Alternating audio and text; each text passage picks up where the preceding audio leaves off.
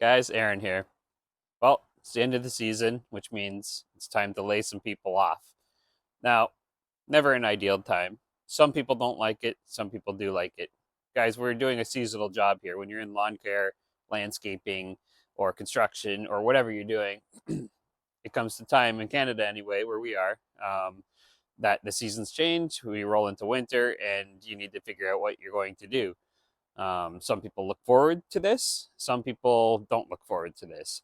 In the past, I've had many people have many different things they do throughout the winter. For instance, some people like to be laid off. They work very hard during the season, from April until the end of November, and they look forward to those few months off during the winter, and they enjoy it. They rest. They basically do nothing, and they're quite happy to do that. Um, all employees here, anyway, pay into employment insurance. So when you get laid off due to a shortage of work because the seasons change, then you can collect that, and they're quite happy collecting that throughout the winter. It pays their bills and whatnot, and they're happy doing that. So there's those type of people. There's other types of people who are, just new to the industry and they don't really know what they're going to do. So then they get told, you're being laid off. They know this is coming because this is a seasonal job. We all know that here. So you're going to be laid off, and then you get laid off at, let's say, mid to end of November when the work runs out, and then they're panicking. What am I going to do? Oh no, how am I going to pay my bills? What am I going to do? Well, you've had a year or however many years to figure that out. So I would strongly suggest you start thinking about that now. So next year, when this time comes again, because if you're doing this job, it comes every fall. You know you're going to be laid off due to a shortage of work. You need to figure out if you want to keep working and keep having money coming in, what you're going to do. Now, there's other people who also want to keep the money coming in, and they already line up another job. Some of my employees have another job lined up. They're done at the end of November. They go work the winter. They continue getting a paycheck throughout the winter somewhere else. And then they come back in the spring and continue on back with the landscaping, which they enjoy doing.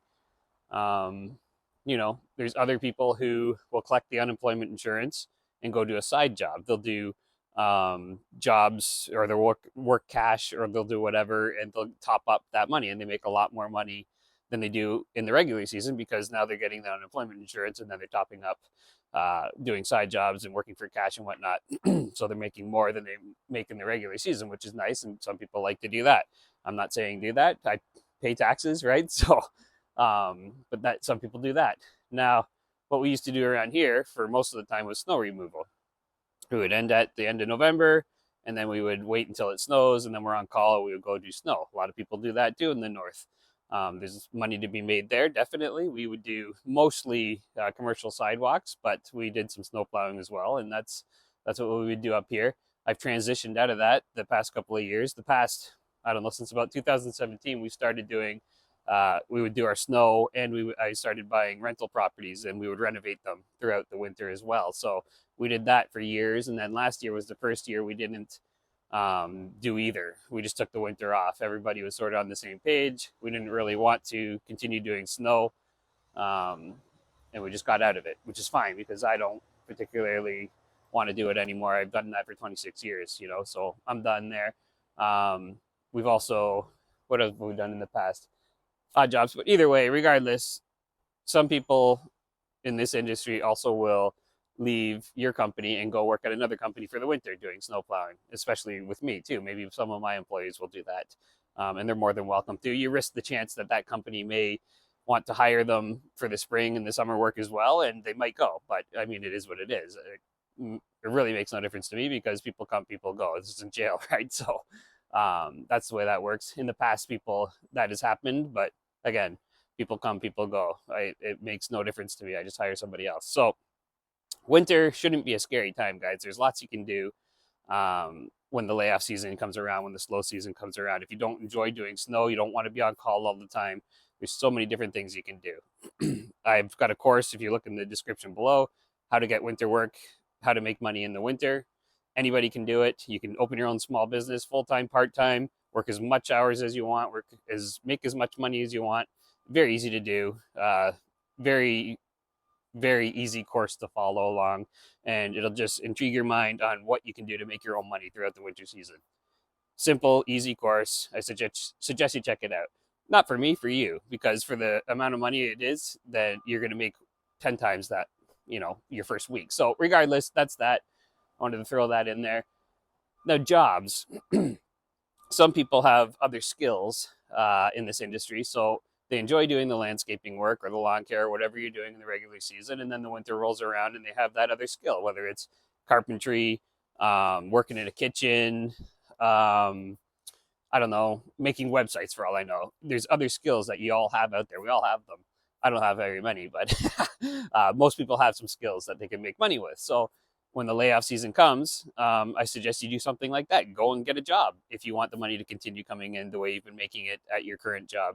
For instance, if you're working at a restaurant, you have that in your past before you became a landscaper, or you just know how to do that. There's so many jobs out there to go and get a job in a restaurant. Now, personally, I wouldn't do something like that because I've never worked in the restaurant industry. But if you've been working in the restaurant industry and you know how that goes, it's quite easy to go and get a job doing that. And you could also list your demands, guys. Like, I don't know, finding a job for me was, well, I didn't really have that many jobs because I opened my own business, but it's all about the way you talk and the way you present yourself and talk to people. If you go to someone that's hiring and say, listen, this is my name. I don't lie, steal, or cheat.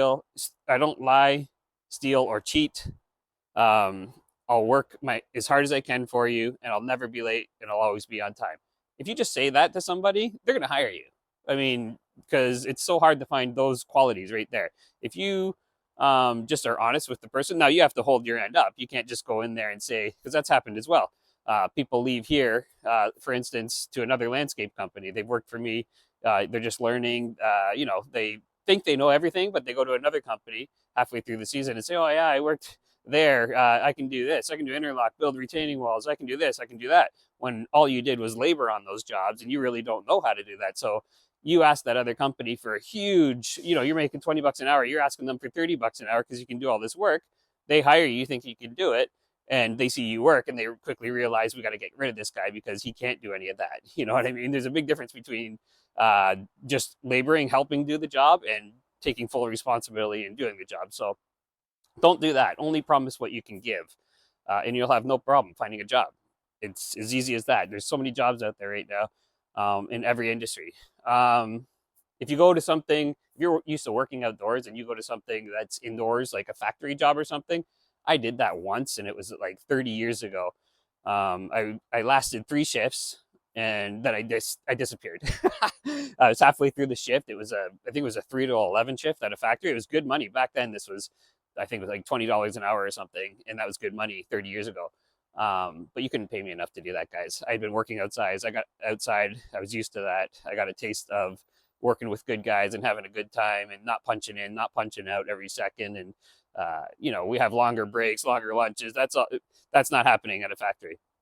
You can't pay me personally enough to do that because I tried it and that was the end of that. I did 3 shifts. I left halfway through the 3rd shift and got out of there. I quit. Didn't even tell anyone. I just left. And my friend was working there, and he called me the next day, and he's like, "Oh, where'd you go? Everybody was looking for you. They're all worried. You're doing so great. You're getting a raise, blah blah blah." And I said, "Sorry, man, I can't do it. Sorry I deked on everybody, and I didn't tell anyone. That I probably shouldn't have done that. But I'm definitely not doing that. Thanks for getting me in, but I'm done. So factory work isn't for everybody. Money isn't everything, guys. If you think you're going to go there and make huge money and love your job, you're probably not. You're going to probably hate your life. Some people like that industry. I don't, especially after working out here in the outdoors, breathing fresh air, well, it's fresh as we can get in the city. So yeah, definitely factory work isn't for everyone, but it might be for you for a few months. If you get laid off in November, December, January, February, if you go there and work 3 or 4 months in the winter, you might be able to handle that, make some good money throughout the winter, and then come back to the landscaping. It's as easy as that, because like I said, everywhere needs help right now. It's never been easier to get a job. I know everybody's saying it's tough times, but the jobs are out there if you're willing to put in the work and you're willing to show up. That's the 2 main things. Have a good attitude, get along with people, and you'll be fine. A few months will go by, it'll snow, and then it'll be springtime again. Back to be doing what you love, working outdoors, if that's your case. So that's it. Like I said before, if you want to open your own landscape business, now's the time. take this winter, spend a few months, sit at home, study. We have a course. Actually, we have a bunch of courses in the description below in the Skool platform. Check it out. Buy it, don't buy it, I don't care, but they're very cheap. It's a lot of knowledge. You'll learn exactly how to open your own small business, work for yourself, and make your own money. So you won't have to worry about money anymore. So that's that. I wanted to throw that out there. Talk to you soon.